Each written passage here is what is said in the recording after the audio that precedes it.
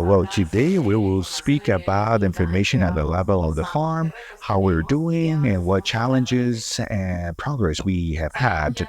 We all know we have been speaking about the new international market regulations, and one big requesting not only that it's Europe uh, that has new regulations, there are other countries that are developing their own regulations very similar to this. And to be able to comply, basic information is that we require robust information from the producer level. Where is this information? Of course, is with the producers. So we have a great challenge, especially for cocoa, coffee chains, which are the ones that export mainly to the European Union, and they are spread throughout the country. We have more than two 100,000 producers that we have to reach. Well, this is Leonardo, a producer from the San Martin region, who's 40 years old. He inherited his farm and shared it with other brothers. Their brothers have other parcels around, but they're not members of any club, and they don't have any document that shows that they own that land. The land has always been in their hands. They always worked that land. In their land, there are several things: two parcels of cocoa of 2.3 and 1.4 hectares, and a small primary forest, and their house.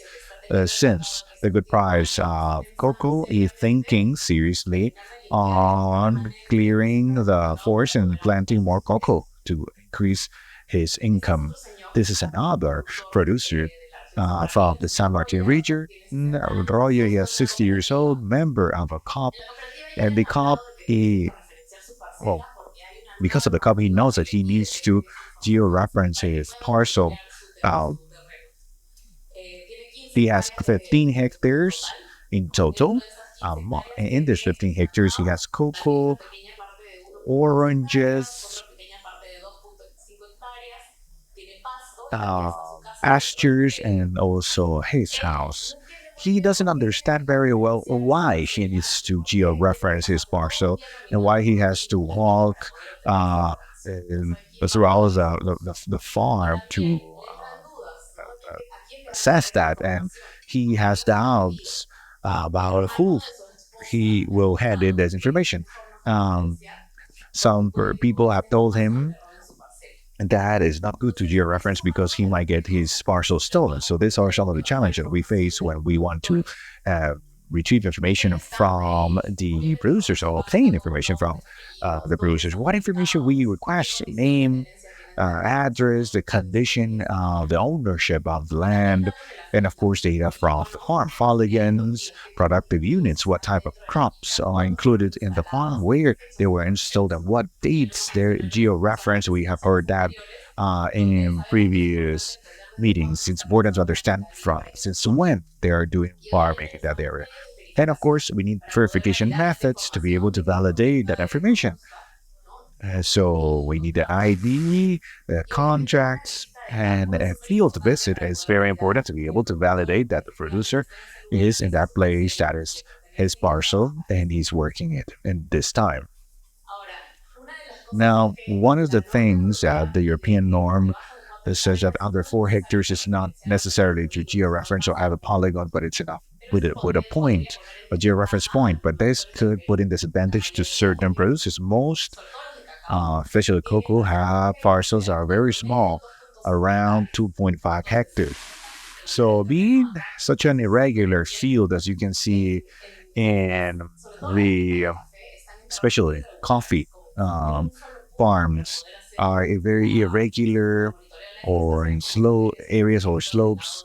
As you can see at the right side, if you have only a point and you use a buffer, for the monitoring, you will detect deforestation from a nearby farm. So the last thing that you want, or the best thing is that you want for producers to have your georeference points. Now, what data do we have their country, who has that information and what is missing. And we have the agriculture producer registration. We have data of the producers that have been registered. We have the georeference point, but we don't have polygons yet. The great challenge is to be able to reach 100% um, of information and to upload all the producers to this. The challenge is not only about having information today, but to keep that information updated in time. One mechanisms we can create to so this information is updated, and that this information is quality information and precise. That is an important challenge, but also a great opportunity to have a good, robust base information registration. There are other entities, regional governments, Foro de Vida, the same COPs have their own databases of the producers that they work with. They have the basic data, name, address, ID. In some cases, they have polygons because some producers have certifications are like Rainforest Alliance or uh, organic that require this, but they face other challenges. The challenge to access to technology, for example, technical capacities to do georeferencing. We know that this type of work is not only but we needed a trained team to perform this, and the access to that knowledge or that training can be difficult for some COPs or regional governments, and to to go around the or to confirm the land ownership status. So, what tools do we have today so we can upload or improve these databases? To georeference, these three tools are the ones that we have been trying in the Amazon Analytic. There's the CCAT as well, and so we have tried this equipment and we have tried we have helped Mary to develop a module that can help producers to georeference. We know that GPS equipment are the most exact to be able to gather information, but these are expensive and this must uh, be uh, equipment that you need to train to know how to use. The same with the cell phone is cheaper, but it has the same difficulties as the GPS. You need a trained staff to gather this information and to process the data. The digital identity app has a module to gather this information in a simple manner. You could use as a GPS equipment or app, but you can also draw the parcel. The person knows the limits of their farm from a satellite image. But the great difficulty, and going back to the question of the producers, there is much uh, uncertainty and mistrust from the producers. They are in very far areas as well, and villages so far from towns, so they need resources to be able to visit these producers. The fact that this app exists or that we have these alternatives doesn't mean that the producers can use them right away. We need support from people that train them or explain them how to use them and why to use them, why to deliver that information. So what we have seen of the project, there is a need for support so the producer understand why they need to register, why they need to handle that information, and how to use the digital information identification app. And in that way, what has been mentioned to be able to show from when this activity has been going on in their land. Of the layers of information, the forest layer changes depending on the platform that has created it. We have the comparative three layers. The percentage of surface that is identified is different, and this could be a disadvantage if we are assessed with a different information layer. This moment we don't have national data with the same definition that the European Union has. But the geoboscus layer that is prepared to show as non-forest area could be good enough to be able to show the changes in coverage in a surface, and the COP and habitation to show that the producers that in their value chain did not generated deforestation. So getting to the end of my presentation, in this process, what we have learned and we know that is something basic is to get the confidence and the trust of the producers. This is the most difficult. This is the most essential. What we need to work on at this moment, but also we to option of the or yeah, chose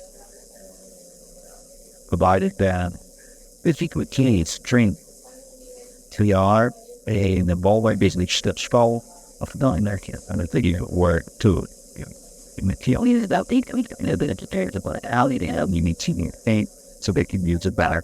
You can benefit from this tool. So it is very important being involved in my UA or see the vertically and you can predict the database I'll make the so we can with all the ethics range of it we can especially MTD table sure out the much decision granted like Garrett submission the other day being and harding but that bad with bus or thank you.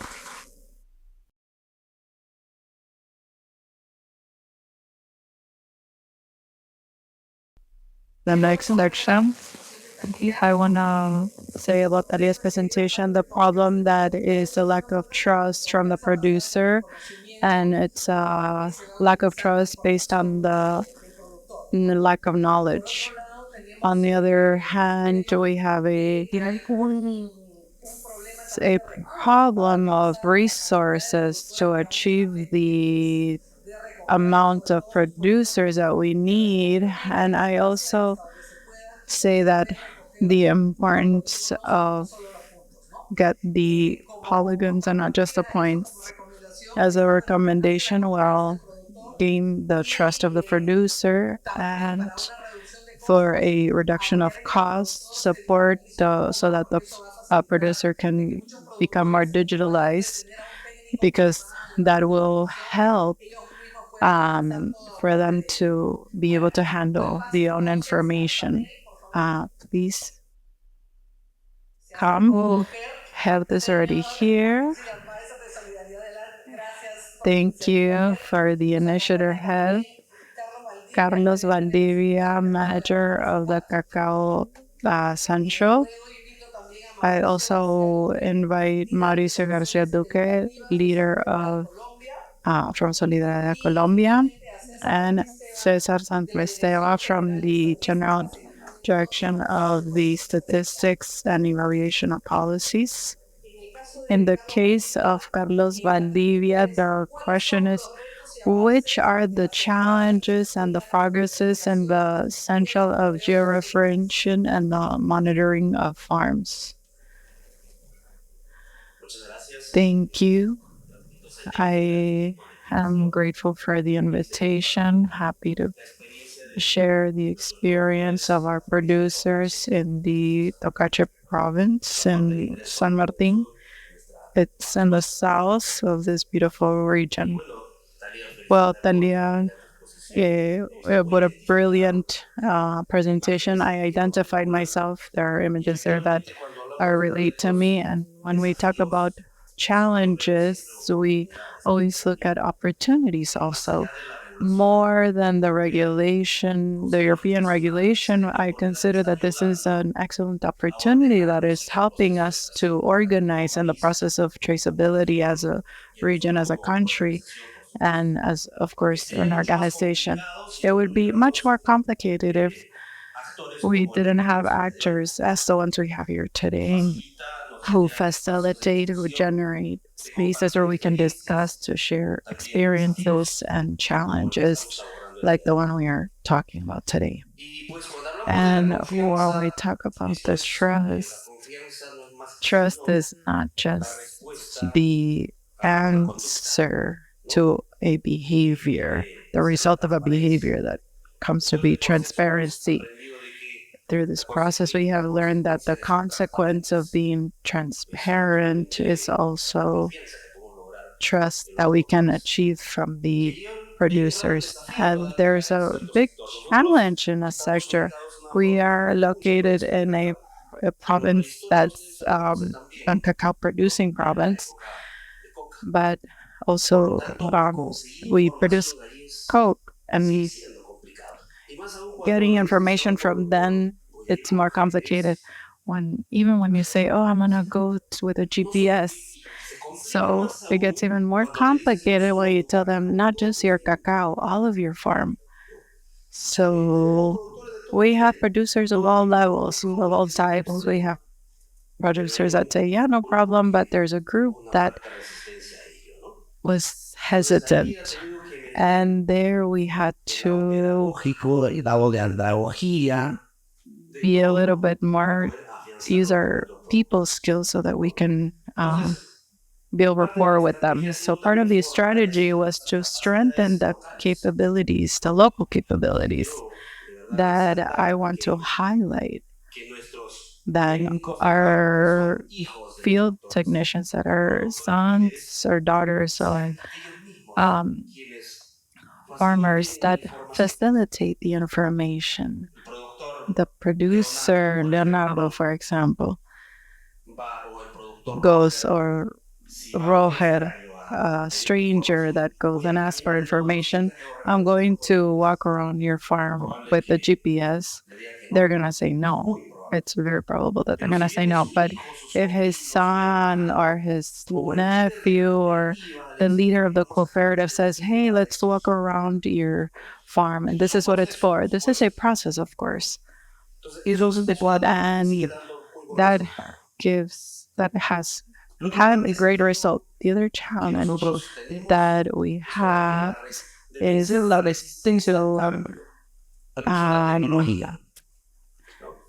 to overcome the resistance to change, to technology. We say in our associates to Chicago, we are developing a school of carbon through WhatsApp. And I want to make a confession. I didn't have faith in this program, WhatsApp. It's complicated to stay focused 10 minutes. But being honest, I am really happy that when I go to my cooperative, they say, oh, engineer, today we have the course of through WhatsApp, led by one of our leaders. And there we have involved the sons that we are very concerned with the generational change. The range, the median of our associates are 45 years. And a few years later, who is going to be in charge of these farms? So we're always worried about that. But we are happy that the programs are looking to generate opportunities for the next generations. So when we say challenges, there's this big challenge, but also opportunities of generating information.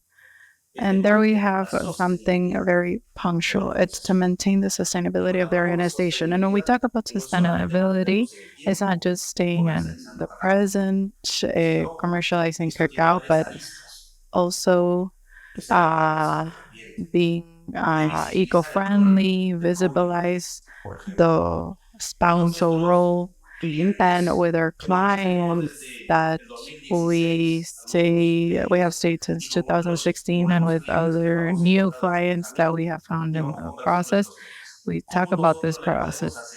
how can we ensure your supply chain by the demands that they have? 70% of our production goes to the European market. So for us, it's a priority.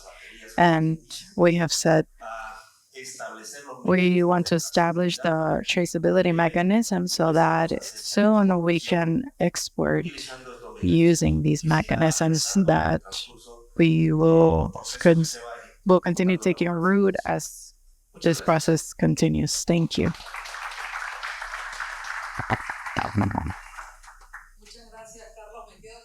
Thank you, Carlos. I stay with a I stay with the fact that you're going through the course of through WhatsApp and also the generational change, the support for new generations, and the participation of the women that the cooperative has it very present. I think it's a very great contribution. Thank you, Carlos and Mauricio Garcia Duque. He's going to what training tools have you developed for small producers following the norms of no deforestation, following trying to maintain the conservation of the Amazon forest? Thank you, Angelica. Well, first of all, thank you for the invitation to the team Solidar Peru, the Handys. I'm Mauricio Garcia. I lead educational programs. I wanted to say why I'm here. Solidaridad is an organization that works and network, and from some time now we work with network sharing different experiences in different countries and using examples of one country to others. In this conversation that we're having today, we have worked together in building solutions, offers, and tools for producers. So that is the reason for being here. And of course, super happy. In relation to what you're asking me, Angelica, before talking about the educational tools that we are giving to all the producers of the supply chain, I want to mention two things. One is the focus that we give to the work or the conversation of these topics. As organization and as a team, we have a focus of working with all the actors from the supply chain. Of course, SIF Solidaridad has a focus of small producers. For us, in order to have an impact on small ones, we work with all the producers. Um, and that focus of working with all the actors from the chain makes it makes them facilitators of those conversations like this one that we're having today. And additionally, we also work from Solidaridad strongly, besides being dynamic, giving solutions and valuable content. That is very important. Additional to the focus, before taking any educational or technological solution to reveal, in this case, to take solutions that are reference to this law regulation that we're talking about today. We propose when we work with organizations or all the actors from the chain route sheet. So, what's the route sheet that we prioritize so that all the sectors of the chain can receive value through that conversation? And one first point is, well, identify the deforestation areas so that organizations or the chain that we are working with that identify the technological tools that are at their disposal or the ones that could be most useful for different sectors. Dalia mentioned some. A third point is that when I already have that identified, how can I adapt?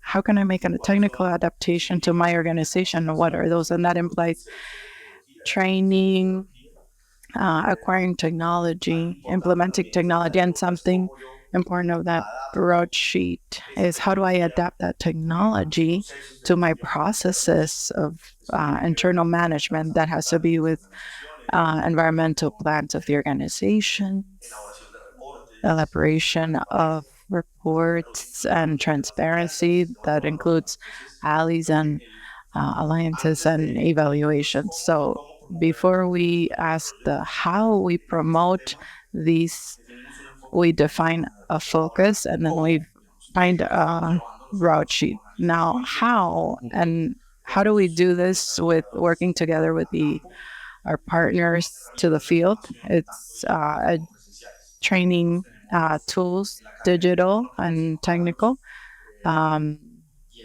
and in other platforms. We were topics for all the actors of the chain that have to do with basic concept of the regulations. Understand what is the law about? How does it impact me? We have tools and courses available that are related to introduction to technical teams. We have other courses that talk about the tools of monitoring, and we have uh, training on that we have been working with here in Peru. That is for producers to sensibilize them to the producing. So if they get to learn and understand why this impacts them. And if they understand this, then it's important to make them aware of this conversation. So this is in terms of like training. We take it to the field. We make it available for the actors on the chain. The main one that we've worked here is a Carbon Academy, where 8 technicians from the region have participated, and that's the same platform through WhatsApp that Carlos mentioned. We have another platform, Agro Learning, and to close, um, it's very important to mention that these solutions or these education tools come alive in the framework of these agreements as the ones that we have seen today. All these actors from the sectors, all the actors from the chain is in the framework of this conversation where these come alive, these educational solutions, and we can bring them to the field with more efficiency. Thank you, Mauricio. You mentioned a very important topic, which is personalizing, making a diagnostic of what tool a producer will need, um, depending on who they are. Uh, Cesar Santi Esteban, as most of you know, he's the general director of the statistics and evaluation of policies. And what do the tools that Minari have contributed, um, how do they contribute to the framework of the UDR? Thank you for this opportunity of being able to the, um, contribute and the um, developments. I think I want to do a little review of the sections that we have been taking care of in this process. First of all, well, we have already developed 6 pilots in San Martin, Junín, Ucayali, Cajamarca, and Puno, which have allowed us to better improve the digital identity of the producer, which helps us reference the parcels. We are currently working on a legal gadget. We're in the last phase to officialize the constant of deforestation. Of course, it has to have a backup. We are working with SERF, with different entities, so that soon we have a promoted legal gadget that this is the document. I think this is something very important. Digital identity, we have worked in different pilots. We have This is in Play Store. We haven't launched it officially, depending of different. Uh, I think that next week we will launch it officially. Another point is to we have we saw it in different moments today when we talk about mapping. There are different platforms and different levels where we see that what we had did not solve the problem. We have developed and we have concluded to develop a platform that allows us to upload the polygons and identify them with geoforest. As we know, as geoforests are based on images, and we don't have images every month. We go to another plane with different resolution where we get information from the entire country of the last 4 years. And from there, we use that image. And then that platform, what it allows us is that once we upload the polygon, if it doesn't go through the first filter, it goes to the second filter and it analyzes the multi-temporal information so that it identifies. What the system does is it it looks at when was the forest available. So it allows us to filter all the information so that we could see that producers, in fact, uh, in the topic of polygons, I want to mention that up to today, we have already sent 206 letters to cooperatives and businesses requiring the polygons, explaining the process. But what I have talked to before, we talked about maybe the letter wasn't clear enough and that producers are not clear or they have doubts. So we're working on a second letter where we explain in more detail the problem and we explain that the polygon is confidential, everything is confidential to generate that trust. And this week, I hope that the uh, agreements can be made this week so that it can allow us to work together. We are fronting the topic and from different fronts. The resolution, the ministerial so the resolution, we hope that it's ready next week. So we are running in those topics. And the topic of polygons with the first letter that we sent in February, we have already gotten answers from different cooperatives, and there we got 560 polygons and 13,000 points. Of course, the points are from smaller producers. And with a coordinated work, we have an excellent work from De Vida. And De Vida has 16,000 polygons, and the goal of them is to have 40,000 polygons. So all of them should have their certificate of free deforestation. So what we need now is receive those polygons with the platform that we have developed. We can verify them. Talking about budget is complicated.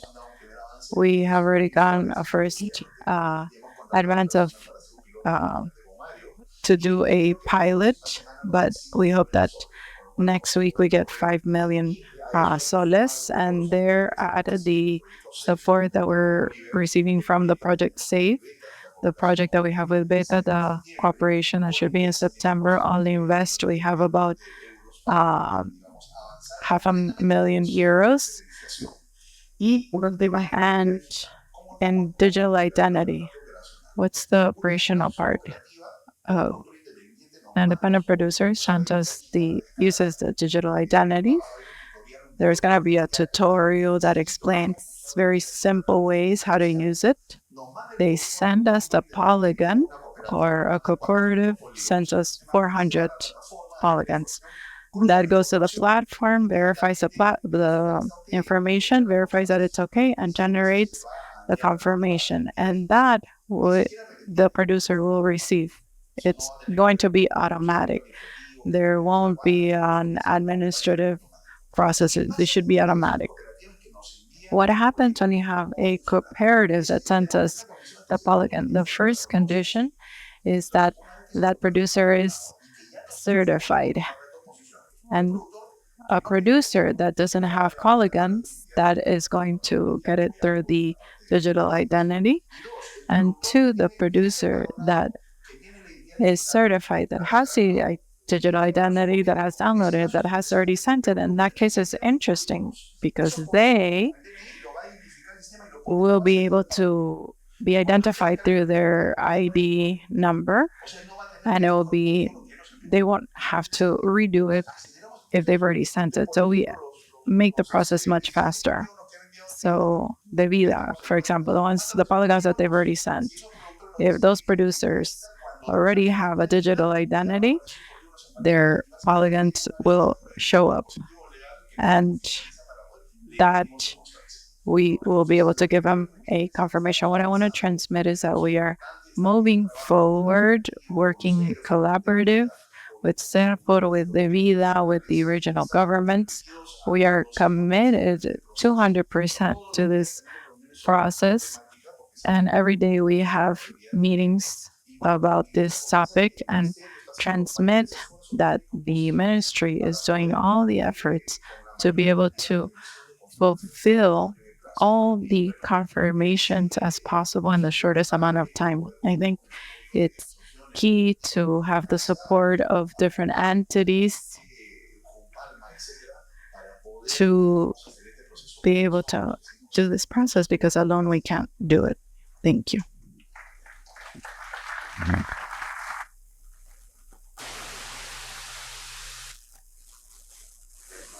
The good news for the producers confirming that the platform is progressing and it will want opportunity to obtain this certificate.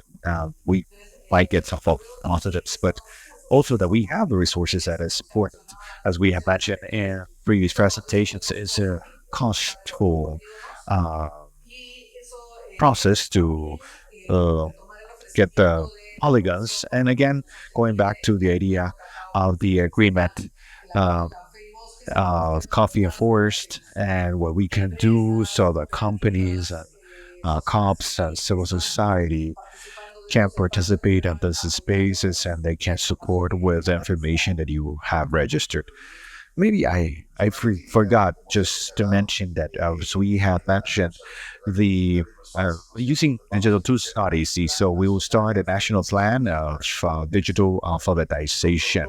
So the producers, not only coffee, cocoa, palm, all the producers can use digital identity, because the digital identity, no, that we need this for georeference, but the idea is to transform the agriculture of the country. It's a process of technifying family agriculture, because through that today we will be able to offer seeds, technical assistance training,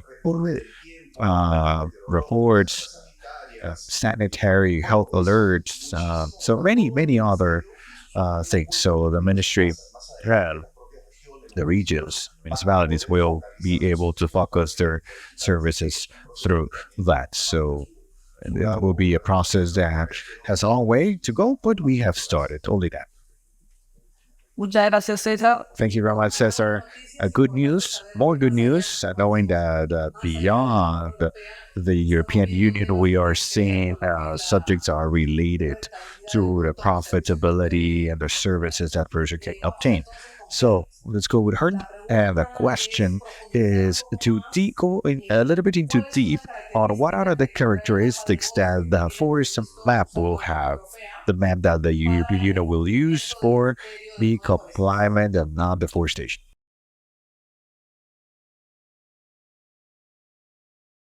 Thank you, Angelica.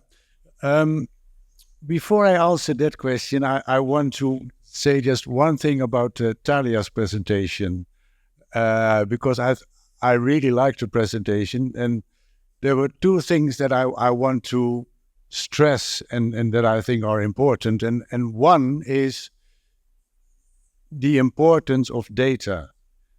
And EUDR will not be the last legislation or the last reason for companies to collect data from farmers. So I think data will become much more important. And well, Olivier already stressed it, and a lot of other people stressed it. Data will only be shared if there is trust. And that brings me to the second thing that I really liked about Talia's presentation, that is the two portraits of farmers. Because I think in the end, it is really important.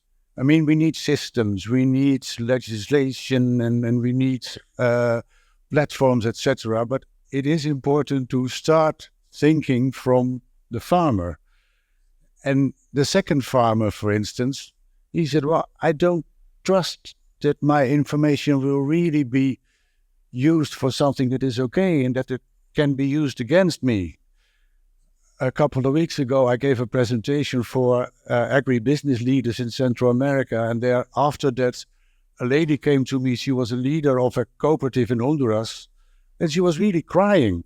And she said, I really don't know what to do because my farmers don't want to share the data because they just don't trust it.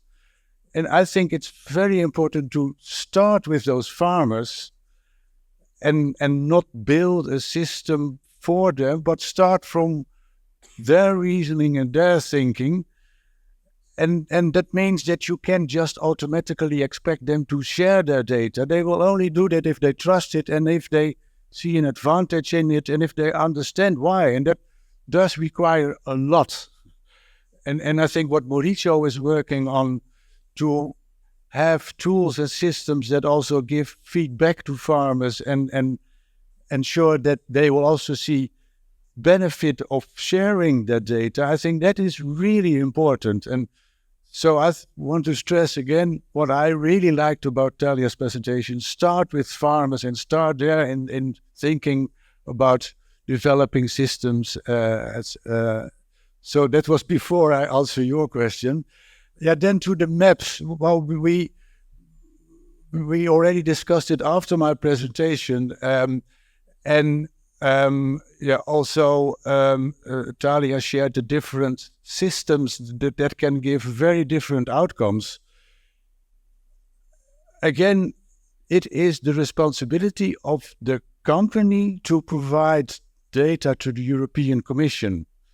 They will depend also on farmers to provide data to them. Yeah, there is the trust thing again, and starting from the farmer's perspective.